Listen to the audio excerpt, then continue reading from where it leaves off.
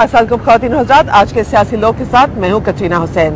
और यकीनन आपको आज सियासी लोग का मंजर कुछ अलग सा लग रहा होगा, वो इसलिए कि आज हम मौजूद हैं कराची के शहर में, जहां से हम आपके लिए प्रोग्राम पेश कर रहे हैं और बात करेंगे आज हम मुंबई के वाक़यात के हवाले से। जैसे कि आपको शायद मालूम होगा कि तकरीबन 60 घंटे ये पूरा सिलसिला मुंबई में चलता रहा, जो शुरू हुआ जब दहशतगर्दों की तादाद अभी भी पूरी पक्की नहीं है, लेकिन कहा जाता है कि 2 दर्जन से ज्यादा लोगों ने मुंबई के 2 होटल्स, एक रेस्टोरेंट, एक अस्पताल पे हमले किए, पहले शूटिंग, ग्रेनेड्स, और ये सारे सिलसिले के साथ साथ भारत की हुकूमत ने फौरी तौर पर पाकिस्तान पे उंगली उठाई। उसके हवाले से कि अब इसका क्या नतीजा निकलेगा, आज वजीर आजम यूसुफ रजा गिलानी ने काबीना का एक हंगामी इजलास बुलाया। उसके बाद वजीर खारजा शाह महमूद कुरैशी साहब ने कौम से कहा कि ये अभी जो सिलसिला है हुकूमत पाकिस्तान भारत की पूरी तरह मदद करने के लिए तैयार है, लेकिन यकीनन ये पूरा सिलसिला जो है ये पाकिस्तान और भारत के ताल्लुकात पर असरअंदाज होगा। तो इसी के बारे में बात करने के लिए आज हमने दावत दी है। आइए आपका मेहमानों से हम तारुफ कराते हैं। आज हमारे पहले मेहमान हैं अब्दुल रशीद गोडिल साहब, आप MNA हैं मुत्तहिदा कौमी मूवमेंट के। हमारे दूसरे मेहमान हैं शाहिद अमीन साहब, आप डिफेंस एनालिस्ट हैं और पाकिस्तान के सफीर भी आप रह चुके हैं।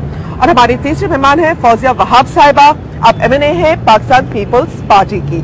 आप तीनों का बहुत बहुत शुक्रिया कि आज आप प्रोग्राम में शिरकत कर रहे हैं। और फौजिया साहिबा, मैं आप ही से शुरू करना चाहूंगी कि जो अभी सूरत हाल हम देख रहे हैं कि भारत की तरफ से फौरन इल्जाम पाकिस्तान पर लगाया गया, एविडेंस भी वो कहते हैं कि उनके पास है। इस सारी सूरत हाल को आप पाक भारत ताल्लुकात पे कैसे इसका असर कैसे देख रही हैं आप?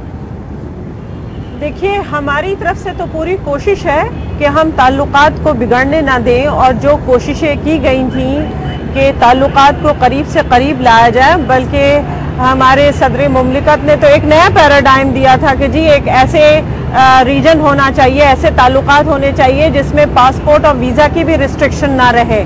लेकिन इस तमाम इन ख्यालात को इस वाक़े ने बड़ा ज़ख्म पहुँचाया है, और ख़ास तौर पर इंडियन हुकूमत की जो एकदम से एक उजलत वाला जो उनका स्टेटमेंट था या उजलत वाला जो उनका रवैया था, वो हमारे लिए एक लम्हे फ़िक्र है। देखिए ना, ये जो पूरा वाक़या हुआ है इसमें आप कहीं पर भी इल्ज़ाम लगा दें, लेकिन एक बात तो तयशुदा है कि ये इंटेलिजेंस फेलियर था।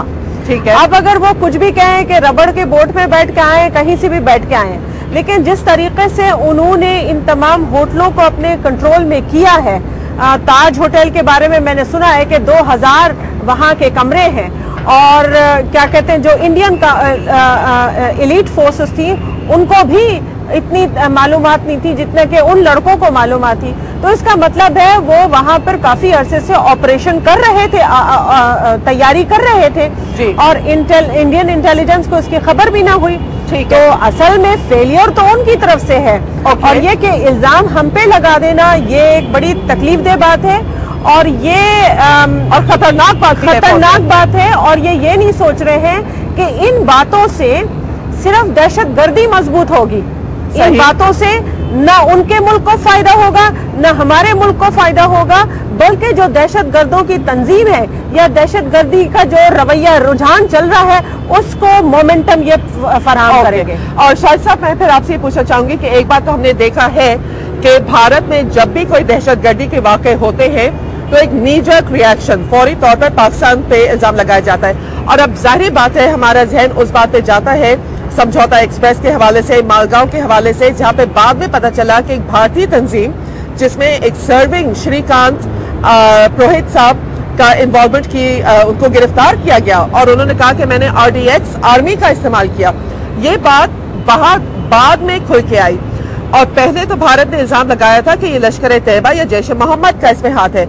अब इन वाकयात पे भी लश्कर तैयबा के हवाले से बात की जा रही है।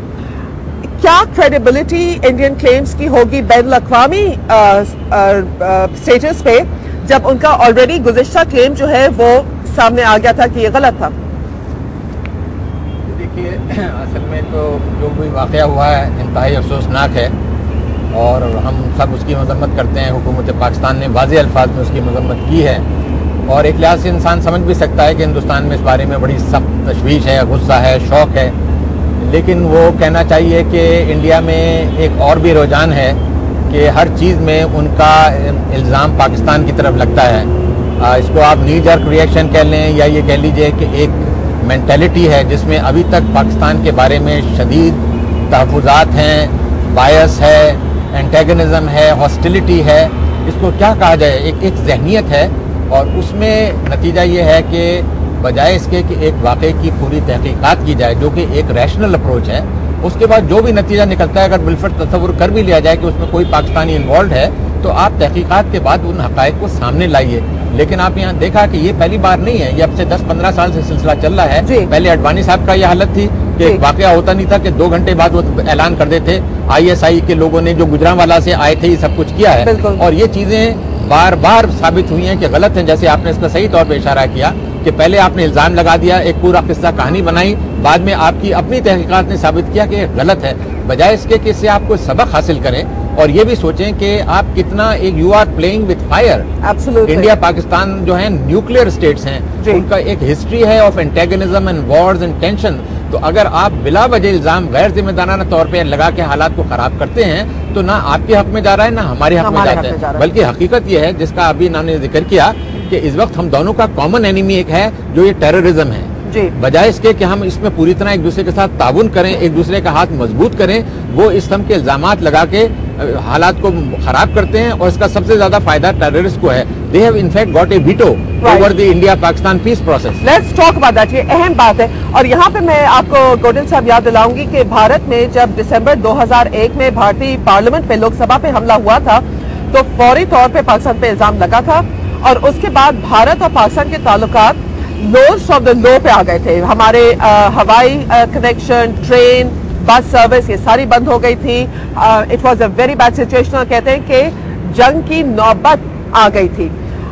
آج آپ کوئی ایسا خطرہ دیکھتے ہیں کہ یہ بات بھی اس لیول پہ ایسکلیٹ ہوگی کہ ہمارے کمپوزٹ ڈائیلاگ کا تو دھجیاں اڑ جائیں گی اور بلکہ وہی ٹینشن آ جائے گی جو ہم نے 2001 کے آخر میں 2002 میں دیکھی تھی.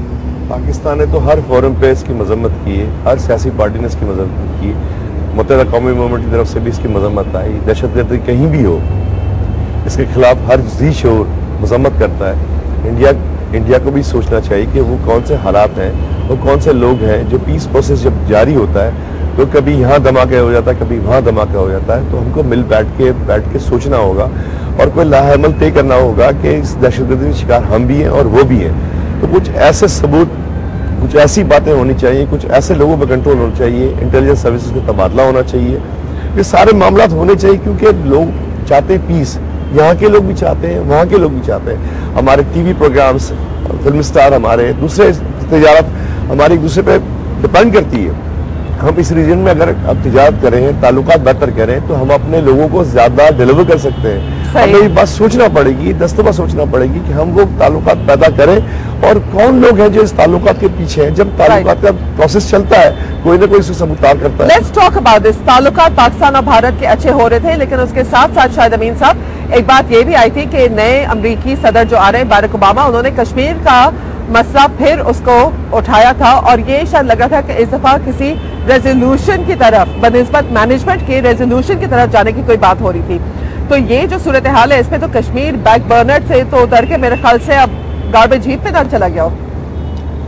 یہ ہو سکتا ہے ایک وہاں پہ یہ بھی سوچ ہو کہ وہ جو انہوں نے ایک قسم کا اشارہ کیا ہے اگر اس پہ واقعی وہ سنجیدگی سے عمل کرتے ہیں کہ انڈیا پاکستان میں کشمیر کے سلسلے میں کوئی حل نکالیں یا کوئی بہتری کریں تو یہ اس واقعے سے وہ سارا سلسلہ سیبوٹاج ہو جاتا ہے. کیونکہ پھر ایک لحاظ سے اب اوباما پہ بھی پریشر ہوتا ہے اور انڈیا والے ان سے کہیں گے جی آپ ہم سے کیا بات کرتے ہیں کشمیر کے, دیکھیں کہ پاکستان کیا کر رہا ہے.